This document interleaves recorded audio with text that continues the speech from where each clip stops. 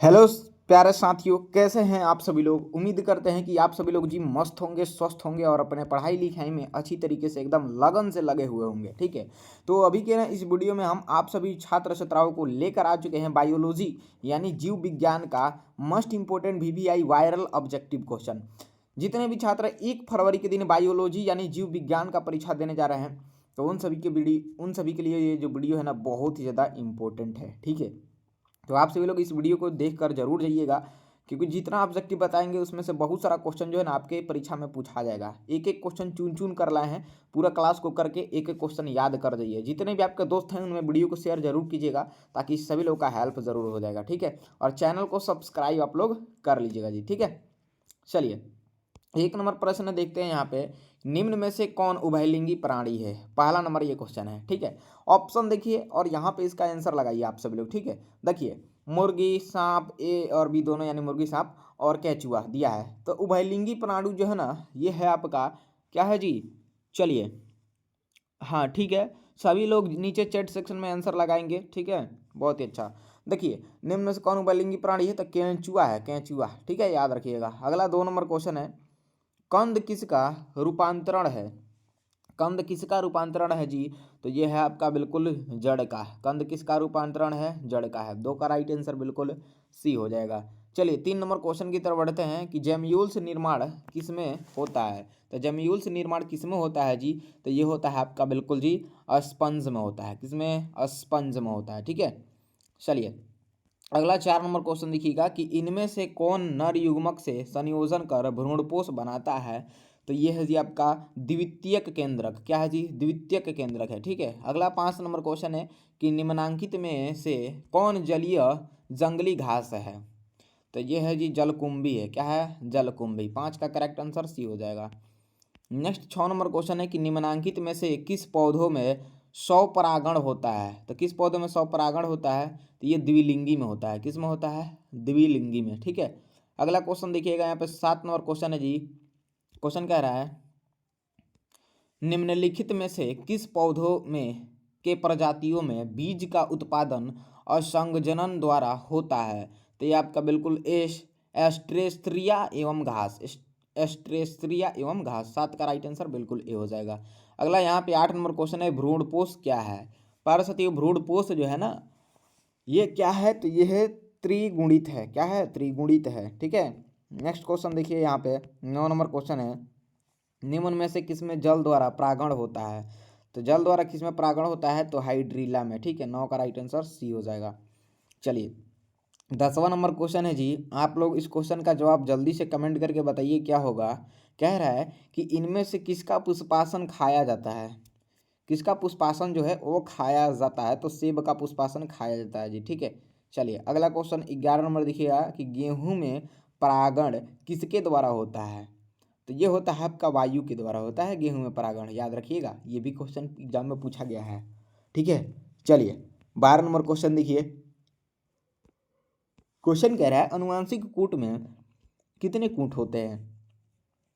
तो अनुवांशिक कूट जो है ना उसमें 64 को कूट होते हैं। कितना? 64। ऑप्शन नंबर डी बिल्कुल राइट आंसर हो जाएगा। ठीक है, चलिए अगला यहाँ पे 13 नंबर क्वेश्चन है जिबेरेलिन है। जिबेरेलिन जो है ये है आपका बिल्कुल हार्मोन है। ठीक है, चलिए अगला क्वेश्चन है जनक समाज जीव प्राप्त हो सकता है?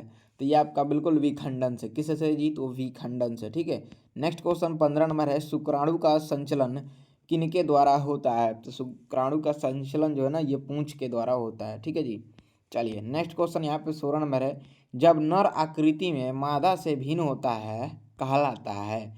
ये कहलाता है आपका यौन द्विरूपता। यौन द्विरूपता कहलाता है। ठीक है,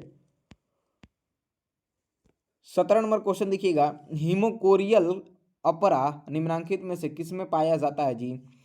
तो ये पाया जाता है आपका बिल्कुल जी मानव में। किस में? मानव में पाया जाता है। ठीक है, अगला क्वेश्चन 18 नंबर आप सभी के स्क्रीन पे है। वीडियो को लाइक नहीं किए तो सभी छात्र छात्राओं से रिक्वेस्ट है वीडियो को लाइक करके चैनल को सब्सक्राइब जरूर कर लीजिएगा। प्यारा साथी आपका एक लाइक और एक सब्सक्राइब ना बहुत ज़्यादा मोटिवेट करता है। ठीक है, चलिए तो आप सभी लोग लाइक और सब्सक्राइब जरूर कर दीजिएगा। ठीक है, और शुरू में ही मैं बोला था आप लोगों को कि इस वीडियो को शेयर कीजिएगा अपने दोस्त साथी में, ताकि उन सभी लोगों का भी जो है वो हेल्प हो जाएगा। ठीक है, शेयर कर दीजिएगा जी। ठीक है, चलिए 18 है कि निम्नलिखित में से कौन गर्भाशय के स्तर में प्रत्यारोपित होता है जी। तो ये है आपका ब्लास्टोसिस्ट है, ब्लास्टोसिस्ट। ठीक है, ब्लास्टोसिस्ट है। ठीक है, नेक्स्ट 19 नंबर क्वेश्चन है, निम्नलिखित में से कौन अंतः गर्भाशय युक्त हार्मोन मोचक है। तो यह है जी आपका LNG20। ठीक है, अगला क्वेश्चन 20 नंबर है कि 2001 की जनगणना के अनुसार भारत की जनसंख्या वृद्धि दर क्या है। तो यह है जी आपका लगभग 2%। क्या है जी, लगभग 2%। ठीक है, नेक्स्ट 21 नंबर क्वेश्चन है, जनसंख्या का अध्ययन कहलाता है। तो जनसंख्या का जो अध्ययन है ना, ये डेमोग्राफी कहलाता है। क्या कहलाता है जी, डेमोग्राफी। ठीक है, नेक्स्ट क्वेश्चन देखिए 22 नंबर क्वेश्चन है, सीधे शुक्राणु को अंडाणु से सम्मिलित करने की क्रिया को क्या कहते हैं। तो इसको जो है ना हम लोग बोलते हैं अंतःकोशिकीय शुक्राणु निक्षेपण। अंतःकोशिकीय शुक्राणु निक्षेपण बोलते हैं। ठीक है जी, चलिए नेक्स्ट क्वेश्चन देखिएगा 23 नंबर है कि मेंडल के सिद्धांत को दोहराने वाले वैज्ञानिक कौन थे। तो ये आपके बिल्कुल जी ह्यूगो डी ब्रिज का कोरेंस एवं शेरमार्क थे। ठीक है, 23 का राइट आंसर सी हो जाएगा। चलिए अगला क्वेश्चन 24 नंबर है, युग्मन एवं विकर्षण के सिद्धांत को किसने प्रतिपादित किया जी। तो ये आपके बिल्कुल जी बेटेसन एवं पनेट ने। ठीक है, 24 का राइट आंसर बिल्कुल यहाँ पे बी हो जाएगा। अगले क्वेश्चन की तरफ बढ़ते हैं। अगला 25 नंबर क्वेश्चन आप सभी के स्क्रीन पे है। क्वेश्चन बहुत ही इंपॉर्टेंट है, ये कई बार एग्जाम में पूछा गया है कि जब किसी उत्परिवर्तन से प्यूरीन के स्थान पर पिरीमिडियन प्रतिस्थापित हो जाए तो इसे कहते हैं। तो इसे जो है ना हम लोग बोलते हैं जी ट्रांसवर्सन बोलते हैं। ठीक है, 25 का राइट आंसर भी हो जाएगा। नेक्स्ट क्वेश्चन देखिएगा 26 नंबर है, जेड डीएनए में डीएनए अणु का व्यास है। तो जेड डीएनए में डीएनए अणु का जो व्यास है ये 18 एंगस्ट्रम है। क्या जी, 18 एंगस्ट्रम। ठीक है, नेक्स्ट क्वेश्चन देखिए 27 नंबर, mRNA का निर्माण होता है। तो mRNA का निर्माण केंद्रक में होता है। किस में होता है, केंद्रक में होता है। ठीक है, चलिए अगला क्वेश्चन यहाँ पे 28 नंबर देखिए, तो आरएनए के किस रूप की संरचना त्रिपणी जैसी होती है। तो आरएनए के किस रूप की संरचना त्रिपणी जैसी होती है। तो ये आपका बिल्कुल जी tRNA। ठीक है, क्या होगा, tRNA। 28 का राइट आंसर हो जाएगा। चलिए अगला 29 नंबर क्वेश्चन है, सैटेलाइट डीएनए एक उपयोगी साधन है। सैटेलाइट डीएनए एक उपयोगी साधन है फॉरेंसिक विज्ञान का। किसका साधन है, फॉरेंसिक विज्ञान का है। ठीक है, 29 का राइट आंसर सी हो जाएगा। चलिए 30 नंबर क्वेश्चन है जी कि जीन अभिव्यक्ति का नियंत्रण किनके स्तर पर होता है। तो जीन अभिव्यक्ति का नियंत्रण जो है किनके स्तर पर होता है। तो ये होता है ए और बी दोनों, यानी कि प्रतिलेखन और अनुवादन। ठीक है, ऑप्शन नंबर जो है ना, हाँ ए और बी दोनों हो जाएगा, डी राइट आंसर। चलिए अगला 31 नंबर क्वेश्चन देखिएगा, प्रतिकोडोन या एंटीकोडोन पाए जाते हैं। एंटीकोडोन पाए जाते हैं टीआरएनए पर। किस पर जी, टीआरएनए पर पाए जाते हैं। ठीक है, अगला क्वेश्चन देखिए 32 नंबर, जंक डीएनए किसको कहा जाता है। तो जंक डीएनए जो है वो किसको कहा जाता है। तो ये आपका नॉनकोडिंग क्रम को कहा जाता है। ठीक है, चलिए जी अगला क्वेश्चन आप सभी के स्क्रीन पे है। सभी लोग क्लास को ध्यान से कीजिए और आपके जितने भी दोस्त साथी हैं उन सभी के पास इस क्लास को शेयर जरूर कीजिएगा, ताकि सभी लोग जो है ना एक एक प्रश्न याद कर लेंगे जी। ठीक है, चलिए 33 नंबर क्वेश्चन है, समकार्य संरचना किसके परिणाम स्वरूप है। तो ये है जी आपका बिल्कुल यहाँ पे अभिसारी विकास। ठीक है, 33 का राइट आंसर भी हो जाएगा। अगला यहाँ पे 34 नंबर क्वेश्चन है, पादपों तथा जंतुओं के बीच की कड़ी किसे माना जाता है। तो ये आपका बिल्कुल युगलीना को माना जाता है। 34 का करेक्ट आंसर सी हो जाएगा। अगला क्वेश्चन यहाँ पे 35 नंबर है कि मनुष्य के विकास की आयु किसके द्वारा मापी जाती है। तो ये आपका बिल्कुल रेडियोधर्मी डेटिंग द्वारा मापी जाती है। 35 का राइट आंसर डी हो जाएगा। चलिए क्लास में मज़ा आ रहा है कि नहीं। और 1 फरवरी के लिए बहुत इंपॉर्टेंट ये वीडियो है जी, बहुत इंपॉर्टेंट एक क्लास हो रहा है यहाँ पे, ठीक है। सब लोग क्लास को शेयर कर दीजिएगा, ठीक है। और व्हाट्सअप ग्रुप से जुड़ जाइएगा, पीडीएफ नोट्स आपको मिल जाएगा बायो ऑब्जेक्टिव सेलेक्टिव का, ठीक है। वीडियो को डिस्क्रिप्शन में आप लोगों को व्हाट्सअप ग्रुप का लिंक मिलेगा। सभी छात्र छात्राएं जल्दी से जाकर ग्रुप से जुड़ जाइए ताकि जो है आपको पीडीएफ भी मिल जाए, ठीक है। चलिए 36 है, डायनासोर है, डायनासोर है तो विलुप्त सरीसृप क्या है जी, विलुप्त सरीसृप है, ठीक है। चलिए 37 नंबर क्वेश्चन है, द ओरिजिन ऑफ स्पीसीज पुस्तक किसने लिखी है? तो द ओरिजिन ऑफ स्पीसीज पुस्तक किसने लिखी है? तो आपका चार्ल्स डार्विन ने लिखी है। 37 का ए राइट आंसर हो जाएगा। नेक्स्ट 38 नंबर क्वेश्चन है कि मनुष्य के हाथ चमगादड़ के पंख तथा हेल के फली पर अभिव्यक्त करते हैं। तो ये जी समझात अंग, ठीक है। 38 का डी राइट आंसर हो जाएगा, ठीक है। अगले क्वेश्चन की तरफ बढ़े। चलिए ये रहा 39 नंबर, नई प्रजातियों के निर्माण का महत्वपूर्ण कारक है। तो यह है जी आपका उत्परिवर्तन। क्या है जी? तो उत्परिवर्तन है जी, ठीक है। नेक्स्ट क्वेश्चन आपके स्क्रीन पे है 40 नंबर कि निम्नलिखित में से किस रक्त कोशिका को PMNL कहते हैं? PMNL कहते हैं। तो ये आपका बिल्कुल जी न्यूट्राफिल हो जाएगा। 40 का राइट आंसर बिल्कुल सी हो जाएगा। अगला क्वेश्चन यहाँ पे 41 नंबर है कि बूंद संक्रमण क्या है? बूंद संक्रमण जो है ये है आपका निमोनिया है। क्या है जी? निमोनिया, ठीक है।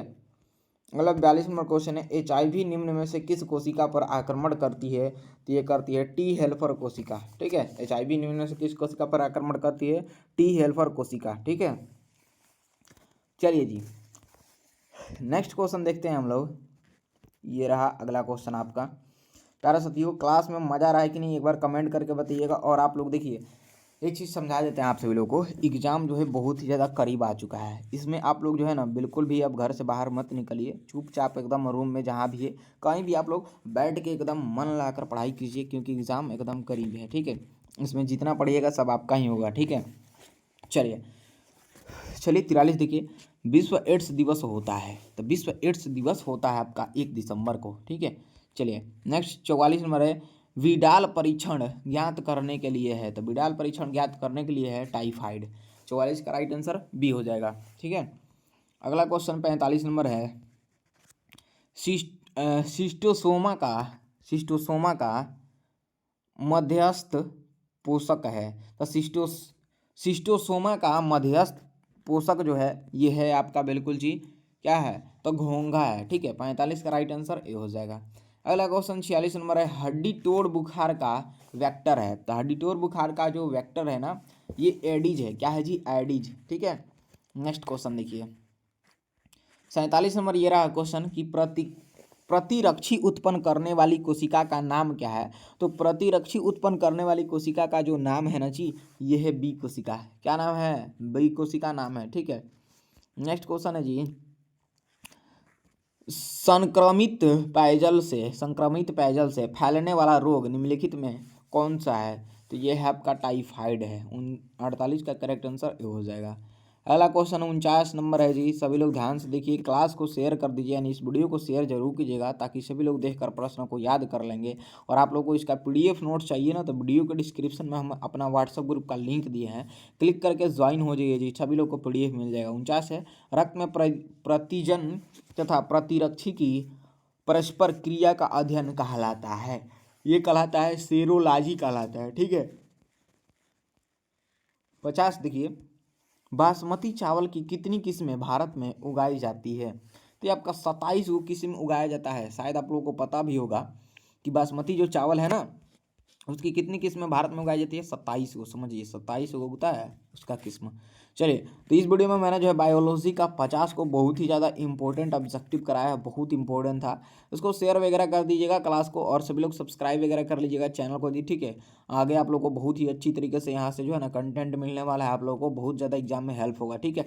सभी लोग चैनल को सब्सक्राइब करके घंटी दबा लीजिए। वीडियो को डिस्क्रिप्शन में ग्रुप का लिंक है, ज्वाइन कर लीजिए, PDF मिल जाएगा, ठीक है। धन्यवाद।